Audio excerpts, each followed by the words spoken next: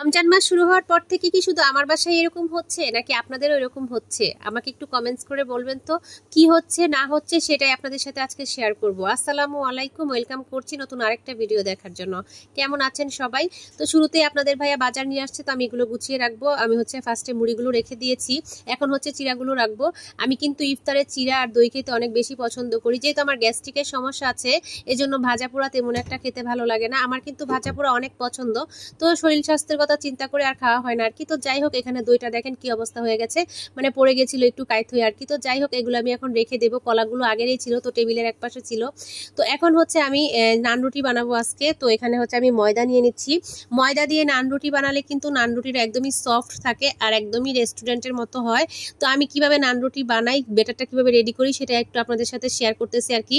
এখানে আমি ময়দা নিয়ে নিয়েছি আর দিয়ে দিব ইস্ট আর চিনি দিয়ে দিব 2 টেবিল চামচের মতো। আর আমি 1 কাপ নিয়েছি লিকুইড দুধ দিয়ে এইভাবে ব্যাটারটা করে নেব। তো এখন রান্না করতে চলে আসলাম। আমি এখন লাউ রান্না করব। রমজান মাস শুরু হওয়ার পর থেকে আপুরা সবজি তো খাওয়াই হচ্ছে না, শুধু বুনাই খাওয়া হচ্ছে, মাছ বুনা আর নয় মাংস বুনা। তো ভাবলাম আজকে একটু লাউ রান্না করা যায়। আমার কেন জানি সবজি দিয়ে তরকারি খেতে খুব ইচ্ছে করতেছিল। আসলে যাই রান্না করি সব কিছুই থেকে যায়, এজন্যই আমি শুরুতে বললাম যে রমজান মাস শুরু হওয়ার পর থেকে কি আমার সাথে এরকম হচ্ছে নাকি আপনাদের সাথেও হচ্ছে। তো যাই হোক, যেটাই রান্না করি অল্প করে করি, তারপরেও থেকে যায়। তো লাউটা রান্না করে ফেলছি। এখন ইফতারের জন্য আমি কিছু চিকেন কষা করে নেব। তো চিকেনটাকে আমি আগে ভেজে ফেলছিলাম, ভেজে রাখা চিকেনগুলো এখন এক এক করে দিয়ে দিব। আর চিকেন কষা কিন্তু আমার বাচ্চারা অনেক বেশি পছন্দ করে। ওদেরকে যদি আপনি প্রতিদিন চিকেন দেন, ওদের কোনো সমস্যা নাই, ওরা প্রতিদিনই খেতে পারবে। আসলে আমার মনে হয় শুধু আমার বাচ্চারা না, সব বাচ্চাদের একই অবস্থা। তো আমি কিছুটা পেঁয়াজ বেরেস্তা দিয়ে দিয়েছিলাম আর দিয়ে দিয়েছিলাম 1 টেবিল চামচ চিনি। চিনি দিলে কিন্তু টেস্ট আমার কাছে খুবই ভালো লাগে, এই জন্য দিয়ে দিয়েছি। দিয়ে এখন নামিয়ে নেব। আসলে প্রতিদিন ভাজা পোড়া করলে বাচ্চারা একদমই পছন্দ করে না, তো এই জন্য আমি এক এক দিন এক একটা করি আর কি। একদিন চিরা দই দেই, আবার একদিন ভাজা পোড়া দিই, আবার অন্যদিন আরেকটা যে কোনো আইটেম রাখি আর কি।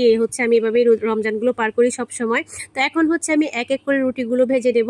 আর মাশাআল্লাহ দেখেন রুটিগুলো কতটা পারফেক্ট হয়েছে, আলহামদুলিল্লাহ। তো আমি রুটিগুলো এপিট ওপিট ভালো করে উল্টে তারপর চেপে চেপে এভাবে করে ভেজে নেব, যাতে ভিতরটা একদমই পারফেক্টভাবে হয়। তো আপনারা কে কীভাবে নান রুটি বানান সেটাও কিন্তু আমাকে কমেন্টস করে জানাবেন। আর যদি না বানিয়ে থাকেন, আমাকে যদি বলেন আপু পুরো রেসিপিটা দিও, তাহলে অবশ্যই আমি অন্য একদিন এটার পুরো রেসিপিটা আপনাদেরকে দিব। কিন্তু বিশ্বাস করেন আপুরা, একদমই পারফেক্ট হয় দোকানের মতো।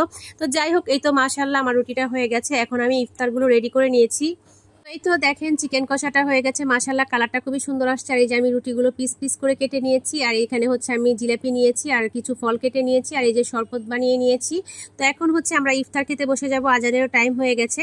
তো আমার এই ধরনের ভিডিওগুলো আপনাদের কার কাছে কেমন লাগে অবশ্যই কমেন্টস করে জানাবেন। যদি ভালো লেগে থাকে আমার পেজটা ফলো দিয়ে সবসময় আমাকে সাপোর্ট করবেন। আজকের মতো এই পর্যন্তই, টাটা, আল্লাহ হাফেজ। সবাই ভালো থাকবেন, আমার জন্য দোয়া